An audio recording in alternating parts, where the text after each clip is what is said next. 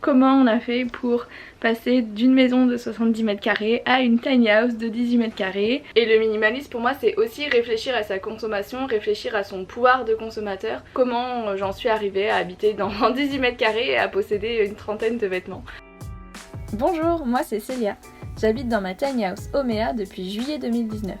J'aspire à une vie plus slow, c'est-à-dire vivre avec l'essentiel et en accord avec la nature. J'espère vous faire découvrir mon mode de vie et vous inspirer à vivre une vie plus simple et plus respectueuse de notre planète.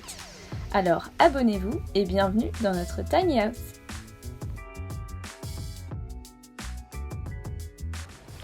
Bonjour tout le monde, j'espère que vous allez bien. Bienvenue dans une nouvelle vidéo.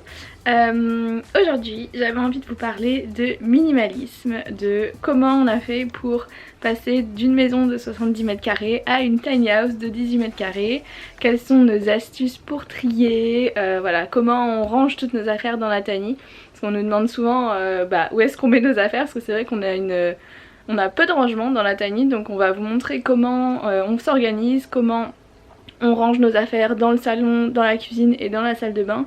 Je vais profiter aussi de cette vidéo pour faire du tri avec vous en direct. J'ai accumulé pas mal de vêtements ces dernières années, et du coup je me suis dit que ce serait chouette de faire un petit peu un tri là-dedans. J'ai envie de renouveau et j'ai des pièces que j'ai envie de, voilà, de donner ou de jeter parce qu'il y en a certaines qui sont vraiment dans un sale état.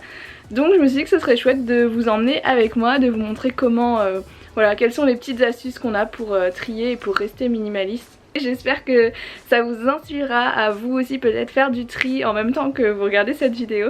J'ai une toute petite tête fatiguée ce matin parce que cette nuit on s'est réveillé en pleine nuit, on avait oublié de rallumer le chauffage parce que quand on ouvre la tiny en grand on éteint le chauffage pour éviter de consommer et on a oublié de le rallumer, ce qui fait qu'il faisait 11 degrés cette nuit dans la tiny, on était congelés et même les chats, pour vous dire, même les chats sont venus réclamer d'aller sous la couette tellement il faisait froid. Et ça s'explique ce matin puisqu'il fait... ça a complètement gelé en fait dehors, il fait vraiment super froid. Là je me suis fait une petite boisson chaude parce que j'avais un peu mal à la gorge, c'est sûrement psychosomatique. Je me suis fait une petite boisson et puis je vais attaquer tout de suite. Je suis toute seule cette semaine puisque mon chéri a repris l'école. Il se reconvertit en fait pour devenir menuisier. Voilà, je pense que la tiny ça l'a un petit peu inspiré. Donc du coup je suis toute seule cette semaine, donc je vais en profiter pour faire du tri, pour tout virer, tout sortir. Et comme ça je vous emmène avec moi. Allez c'est parti. Je fais cette vidéo pour partager mon expérience et mes astuces. Je ne suis pas parfaite et je ne prétends pas l'être. Cette vidéo n'a pas vocation à juger votre façon de consommer ou de vivre, mais simplement à partager mon mode de vie et à vous inspirer. J'en profite pour vous souhaiter une très belle année 2020. Je me suis dit que j'allais aussi me poser un petit peu pour vous parler de mon parcours de consommatrice. Parce que clairement j'ai pas toujours vécu dans une tiny house et j'ai pas toujours été minimaliste. Et je me suis dit aussi que j'allais vous expliquer pour moi c'est quoi le minimalisme, qu'est-ce que ça représente pour moi. Voilà, pour que vous puissiez un petit peu voir aussi ma façon de voir les choses. Alors le minimalisme pour moi c'est vraiment, comme son nom l'indique, avoir juste le nécessaire, posséder que les objets vraiment dont on se sert au quotidien et qu'on aime vraiment.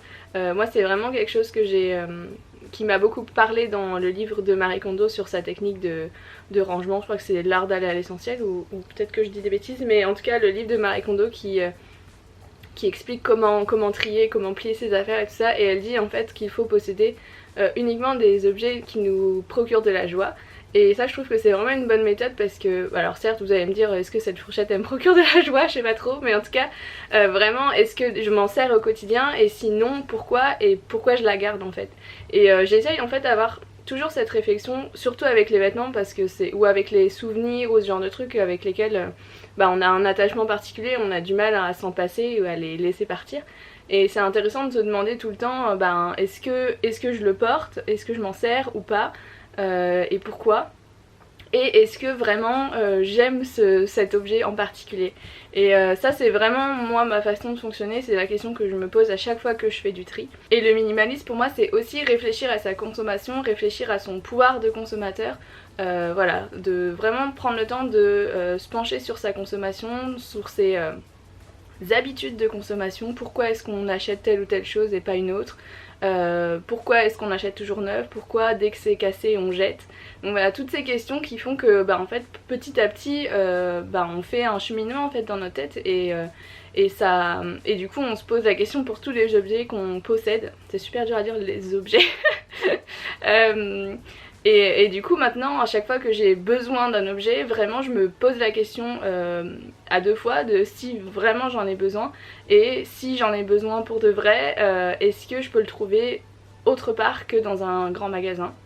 Est-ce que je peux l'acheter d'occasion? Est-ce que je peux trouver une alternative plus durable, plus éthique, plus éco-responsable? Et j'ai eu du mal à vraiment acheter des vêtements de seconde main, à aller dans des ressourceries. Je sais pas, j'avais vraiment cette impression au départ que c'était sale, c'est complètement débile, mais c'était voilà, c'était ma façon de penser au départ et j'achetais du coup toujours neuf. Alors j'ai vraiment boycotté toutes les grandes enseignes de fast fashion. Tout ce qui est H&M, Zara, tout ça j'y vais plus du tout, c'est complètement boycotté de mon côté. Mais par contre j'achetais toujours neuf, donc je me dirigeais toujours vers des marques plus éthiques, des marques plus petites, vraiment éco-responsables, mais forcément ça a un budget quand même. Donc ce pull là typiquement c'est un pull que j'ai acheté il y a quelques années dans un magasin éthique à Nantes. Mais le pull il m'a vraiment coûté je sais plus combien, 150 €, donc c'est quand même un investissement là pour un pull. Alors certes il va me durer des années, mais tout le monde n'a pas le budget et les moyens de tout acheter éthique forcément. Moi il y a plusieurs années, je pense qu'il y a on va dire 7-8 ans peut-être, j'étais étudiante, même lycéenne. Et en fait tous mes week-ends consistaient à aller chez Sephora, à faire du shopping à la Défense quand j'habitais encore en région parisienne, et je passais tous mes week-ends voilà, à faire du shopping avec des copines, à aller chez Sephora, à regarder des vidéos sur YouTube, des tutos make-up, je sais même plus quelle chaîne, mais voilà, je passais mon temps à ça. Un t-shirt à 10 balles chez H&M, des nouveaux, je sais pas comment ça s'appelle, des fards à paupières, des trucs comme ça que j'achetais tout le temps des nouveaux. J'avais des quantités mais astronomiques de maquillage, et évidemment j'ai qu'un seul visage hein, comme tout le monde, et je portais je sais pas un tiers de tout ce que je possédais. Et vraiment en fait ça faisait peur de se dire que en fait c'était ancré dans mon quotidien. Et ce qui fait encore plus peur, c'est surtout de pas avoir la conscience en fait de tout ce qu'il y a derrière, parce que certes ça te procure du plaisir d'aller faire du shopping tous les week-ends, sauf que qu'est-ce qu'il y a derrière tous les vêtements que t'achètes à 3 € chez Primark, à 10 € chez je sais pas qui. Et en fait c'est vraiment à partir du moment où j'ai pris conscience de ça, où j'ai regardé certains documentaires, d'ailleurs je vais vous en mettre dans la barre d'infos si jamais ça vous intéresse. Il y a notamment The True Cost sur Netflix qui est assez édifiant. Et à partir de ce moment-là, ça n'a pas commencé par les vêtements, j'ai commencé par le végétarisme, les cosmétiques naturels, etc. Mais bon, ça, je garde ça peut-être pour une autre vidéo si jamais ça vous intéresse. Mais c'est vraiment venu longtemps après où j'ai pris conscience que en fait y avait des vraies personnes qui fabriquaient les t-shirts pourris que j'ai achetés chez H&M, et que c'était clairement pas dans de belles conditions de travail, que c'était assez horrible pour l'environnement, pour les animaux, pour les populations autour des usines. Donc ouais, je sais pas si vous avez déjà regardé ce genre de documentaire, si vous êtes au courant des catastrophes de l'industrie textile, de la fast fashion. En tout cas si jamais c'est pas le cas, je vous invite vraiment à vous renseigner, à faire vos propres recherches, à regarder des documentaires pour vous renseigner, et surtout à boycotter les grandes enseignes de vêtements, parce que c'est vraiment une catastrophe. Et voilà, je vous encourage vivement à vous tourner vers le seconde main, que j'ai découvert bien plus tard comme je disais tout à l'heure, mais promis c'est pas sale. Promis c'est pas sale, si vous aussi ça a été votre préjugé, c'est très chouette, on peut trouver de très belles trouvailles et vraiment pas cher si vous n'avez pas les moyens de soutenir des petites marques plus éco-responsables. Donc voilà, j'espère que ça vous aura un petit peu éclairé sur pourquoi je fais cette vidéo et sur comment j'en suis arrivée à habiter dans 18 mètres carrés et à posséder une trentaine de vêtements. Et je vois mon petit tas là-bas. Regardez, je sais pas si vous allez le voir. Comment je zoome? Ah ouais. Oui, il avance, regardez. Juste là. Bon, écoutez, je pense que ça va être l'heure d'aller faire le tri. Ce que je vais faire avant, c'est que je vais vous montrer les espaces de rangement dans la tiny. Et ensuite, ce sera top départ pour le grand tri. Alors, voici la tiny, pour celles et ceux qui ne l'auraient pas encore vue. Donc là, on a la partie salon, on a la cuisine juste ici, la salle de bain au fond. Et au-dessus, l'espace nuit avec notre chambre ici et une petite chambre juste derrière. Donc par où est-ce que je vais commencer? Bah écoutez, je vais commencer par le salon pour vous montrer un petit peu les rangements qu'on a. Donc on a d'abord ces 3 grandes étagères où on met pas mal de déco et c'est surtout un moyen de garder nos livres. Alors on m'a demandé déjà une première fois comment est-ce que je faisais pour avoir si peu de livres. En fait pour trier mes livres tout simplement je garde que ceux que j'ai vraiment aimés. Donc vraiment les gros coups de cœur ou sinon des livres que j'ai pas encore lus ou que je voudrais soit relire ou que je feuillette régulièrement. Voilà, ça c'est vraiment mes critères pour garder mes livres et c'est pour ça que j'en ai pas beaucoup et je fais régulièrement du tri, je les donne dans des je sais pas comment ça s'appelle, vous savez des fois il y a des cabines téléphoniques qui sont transformées en boîte à lire là où donc voilà je les donne ou je les donne sinon chez Emmaüs et voilà. Et surtout aussi j'essaye aussi en ce moment de beaucoup lire des livres audio, donc enfin d'écouter plutôt des livres audio. C'est un bon moyen de pas s'encombrer et ça permet aussi de faire autre chose en ce moment. En même temps, moi j'aime bien aller me balader avec mes écouteurs et écouter les livres audio. Donc voilà, ça c'est un petit tips aussi si vous n'avez pas envie de vous encombrer avec trop de livres. Alors ensuite on continue, du coup là c'est vraiment la partie bibliothèque et déco. Ensuite on a sous le canapé en fait un rangement que je vous avais déjà montré dans la vidéo visite de la tiny. Donc, si jamais vous ne l'avez pas vue, je vous la remets juste ici ou ici, je sais pas trop. On a déjà fait du tri la dernière fois donc je vais pas le refaire cette fois-ci, même si on dirait pas que c'est trié. En gros il y a nos papiers administratifs les plus importants ici. On a ici les chéquiers, les passeports, les carnets de santé, tout ça. On a 2 tapis de yoga, un tapis de yoga là, un là. Juste derrière il y a un macramé qu'on utilise en fait en été. On a des petits trucs pour mettre sous la chaise. Après on a pas mal de matériel électronique qu'on stocke ici. C'est vraiment toutes les choses qu'on n'utilise pas au quotidien. Et puis on a nos jeux de société parce que oui, même en 2020 on joue encore aux jeux de société. Ça se fait. Et voilà, après il y a quelques furoshiki ici pour faire des cadeaux de Noël. Mais voilà, en gros c'est un peu le placard qui sert pas tous les jours mais d'objets qui servent assez régulièrement. Donc on a besoin de les avoir dans la tiny. Ensuite pour la cuisine, vous voyez bien on a les placards. Alors on a un grand placard ici où on a en fait tous les produits ménagers.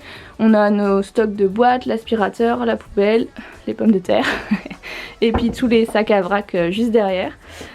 À côté on a la vaisselle, donc on a un seul placard pour la vaisselle. On a toutes nos tasses, quelques assiettes derrière, les verres et des bols et clairement on n'utilise pas tout, c'est ça qui est ouf. On a donné énormément de trucs, franchement c'était impressionnant tout ce qu'on avait et on a finalement gardé que ce qu'on utilise vraiment et que les produits, enfin les objets qu'on aime vraiment, genre cette tasse là, je l'aime beaucoup. On a gardé que des petites assiettes parce qu'on s'est rendu compte qu'on mangeait jamais dans des grandes assiettes et beaucoup de bols parce qu'on mange beaucoup dans les bols. En dessous on a tout ce qui est un peu épicerie, enfin plutôt le lait végétal, toutes les huiles, les vinaigres et tout ça.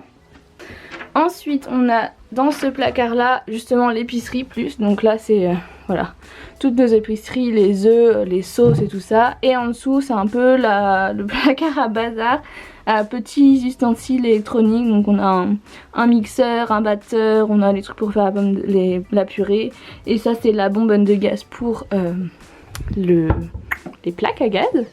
En dessous le four il y a aussi un tout petit tiroir qui contient quelques trucs. Alors ça c'est clairement le placard qu'on ouvre jamais. On a les coquetiers, on a du film alimentaire qui date de Mathusalem, vu l'état dans lequel il est, on l'utilise absolument jamais. On a plutôt normalement des beeswrap. Hop, pour ce placard là. Et le dernier placard qui est juste ici, c'est les casseroles. Donc on a 2 casseroles, on a 2 culs de poule comme ça. On a 2 fours pour aller au plat. Oh là là, 2 fours pour aller, non, 2 plats pour aller au four. Et on a là 2-3 poêles, 2 moules à gâteau et il y a le wok qui est ici. Et c'est tout. Et les couverts, ils sont, je suis désolée pour les restes de repas, les couverts on les met ici, nos cuillères en bois et les trucs voilà pour faire la cuisine, des vieux trucs qui nous restent d'il y a longtemps que j'aimerais bien changer d'ailleurs parce que ça c'est encore du plastique et j'aime pas trop ça. Évidemment toutes ces étagères à bocaux là, donc on stocke tout notre vrac sur ces 2 étagères là et en haut c'est tout le thé, les tisanes, voilà les champignons, les trucs comme ça. Et là on a aussi des petites étagères avec toutes les épices. Et là on a un peu de petites tasses et tout, de petites tasses trop mignonnes. Celle-là elle est toute nouvelle, regardez comme elle est belle, c'est une créatrice rennaise qui fait ça, qui s'appelle Camille Aîné, trop belle. Voilà pour la cuisine. Écoutez, il y a encore plein de bazar, je vais en profiter voilà, pour ranger tout ça là aujourd'hui. Ensuite dans la salle de bain, alors il faut que je range tout ce bazar là parce qu'il y en a un peu partout. On a 2 petites étagères ici où on a les huiles essentielles, le déo, les bijoux et tout ça. Ensuite on a ce grand placard là, on stocke tout ce qui est manteau d'hiver, gros pulls, les robes d'été aussi je les ai suspendues là. Et il y a ici tout le stock de serviettes, de tapis pour le sol, d'écharpes, voilà tout ça. Donc ça c'est le placard plus à hiver. Et en dessous c'est un placard un peu en bordel où il y a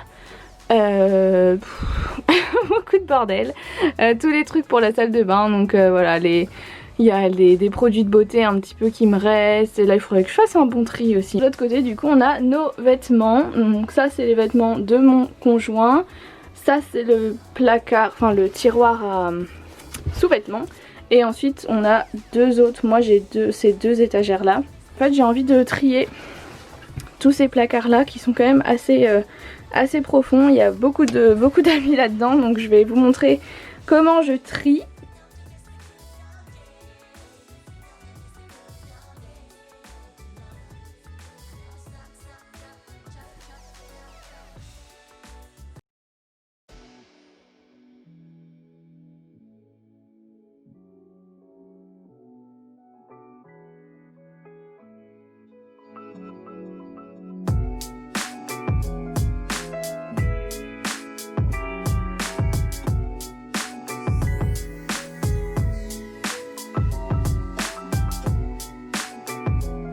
Ça c'est ma pile de vêtements, donc tous mes vêtements. Ça c'est la pile de ce que je jette parce que c'est vraiment trop en mauvais état. Et ça c'est la pile que je donne.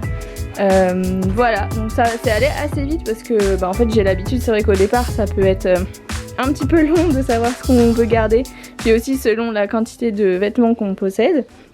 Mais j'ai eu un petit mal au cœur pour une robe que j'ai achetée ici qui est une marque éthique que j'adore et tout ça. C'est une robe 100% lin mais je l'ai jamais portée, voilà, j'ai trop honte, je l'ai jamais portée, en fait elle me va pas bien du tout et voilà, j'ai longtemps hésité à la donner mais c'est le bon moment. J'étais en train d'écouter Angèle en fond, donc je pense que je vais me faire taper sur les doigts par YouTube. J'étais en train de vous dire que j'allais ranger tout ça, que j'allais vous montrer la technique de pliage que j'utilise pour faire rentrer ces vêtements là-dedans. On y croit.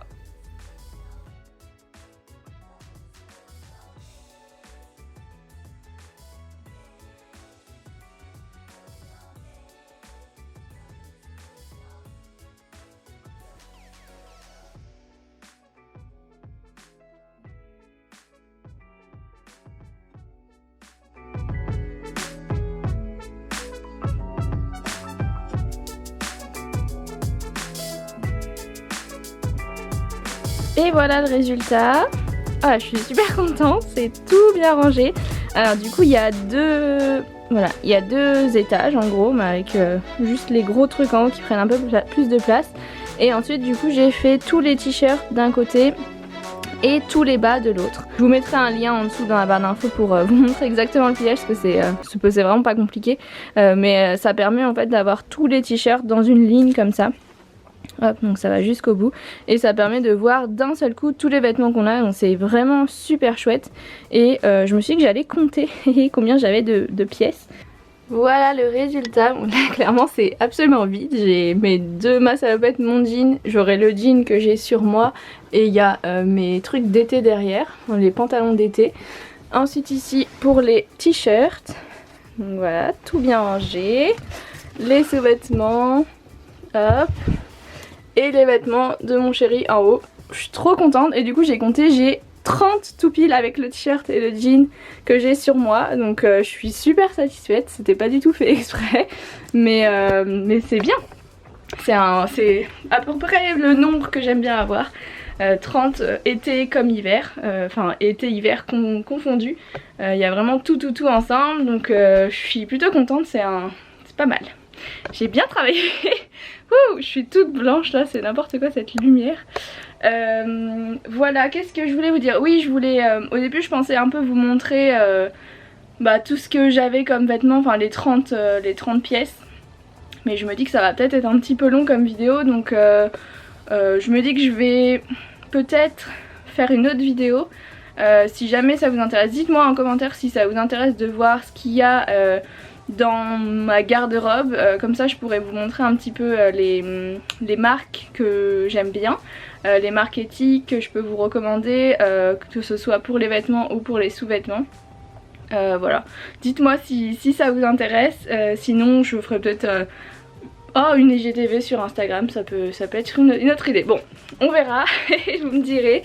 Et là, qu'est-ce que je voulais faire? Ben, c'est à peu près tout. Si j'ai envie, je vais me poser un petit peu et après je vous parlerai un peu de nos astuces pour comment on a fait pour désencombrer notre maison quand on a déménagé pour aller dans la tiny house et voilà un petit peu nos astuces pour rester minimalisme le plus possible. Je voulais finir cette vidéo avec quelques conseils pour vous aider vous aussi à désencombrer votre maison ou votre appartement si jamais ça vous inspire, si ça vous donne un peu des idées et vous donner aussi quelques tips pour avoir une consommation plus raisonnée, pour réfléchir à votre pouvoir de consommatrice. Sans forcément devoir déménager dans une tiny house ou devoir déménager dans 18 mètres carrés. Voilà, on peut très bien être minimaliste et vivre dans une maison un peu plus grande, dans un appartement un peu plus grand. Donc ça c'est à vous de faire vos choix. Alors, le premier conseil que je voulais vous donner, surtout quand on veut désencombrer une maison pour emménager dans plus petit, c'est d'y aller pièce par pièce. C'est de pas forcément se lancer le même jour dans le désencombrement de toute la maison parce que ça va vous prendre beaucoup d'énergie et c'est mieux d'y aller, de revenir en fait à chaque fois avec un esprit un peu plus frais, un peu plus libre pour vraiment prendre les bonnes décisions et pas soit abandonner et vous dire bon vas-y je jette tout, ou alors au contraire dire ça me saoule, il y a trop de trucs, on garde tout et puis voilà. Faites vraiment ça étape par étape et pour éviter de vous dégoûter dès le premier jour. Ensuite pour les vêtements, je sais que parfois ça peut être un petit peu difficile de donner ou de jeter des vêtements auxquels on est attaché, même si on les porte plus. Et la technique en fait qui m'a beaucoup aidée au moment où j'avais énormément de vêtements et que j'ai voulu faire du tri pour la première fois, ça a été un projet qui s'appelle le projet 333. Et en fait l'idée c'est à chaque changement de saison, donc tous les 3 mois, donc ça c'est le premier 3, de ne garder que 33 vêtements. Ça c'est vraiment la première étape pour commencer à désencombrer et vous allez voir que 33 c'est pas beaucoup quand même. Après pour une saison normalement c'est largement suffisant d'avoir uniquement 33 pièces dans sa garde-robe. L'idéal en fait c'est de faire un tri à la fin de l'année ou à la fin de la saison pour vous rendre compte de ce que vous avez vraiment porté ou pas. Parce que si au bout de 3 mois ou au bout de 6 mois ou même au bout d'1 an vous n'avez pas porté cette pièce là, en fait ça sert à rien de la garder parce que vous la porterez jamais, même si c'est au cas où je repère du poids ou au cas où j'aime à nouveau cette couleur ou je sais pas quoi. Donc ça c'est un bon moyen en fait de commencer à faire du tri. L'idée c'est de vous donner en fait un nombre à respecter, donc ça peut être 50 au début si c'est si c'est déjà bien pour vous, ou même plus, je sais pas, ça dépend de là où vous partez. Mais mettez-vous en tête un objectif à respecter, que ce soit 50, 40, 30 ou 20, et essayez de vraiment vous y tenir, et à la fin de la saison de voir ce que vous avez ou non porté et ensuite de faire le tri. Et quand vous allez trier votre maison, comme je vous ai montré un petit peu tout à l'heure, l'idée c'est de faire 3 grandes piles, donc une pile de choses que vous gardez, une pile de choses que vous voulez donner parce que c'est encore en bon état, et une pile de choses que vous jetez parce que c'est vraiment trop abîmé et qu'on peut vraiment pas s'en resservir. Donc voilà, n'oubliez pas la pile à donner parce que c'est important en fait. La plupart du temps on a envie de se débarrasser d'objets ou de vêtements qui sont encore en bon état et qui pourraient complètement servir à d'autres personnes, donc n'hésitez pas à leur donner une seconde vie et à vous-même utiliser ce moyen pour donner une seconde vie à d'autres vêtements en achetant d'occasion plutôt qu'en achetant toujours neuf. N'hésitez pas aussi à réparer vos objets. Quand on a des chaussettes trouées, et ben on prend un fil et une aiguille et on la répare.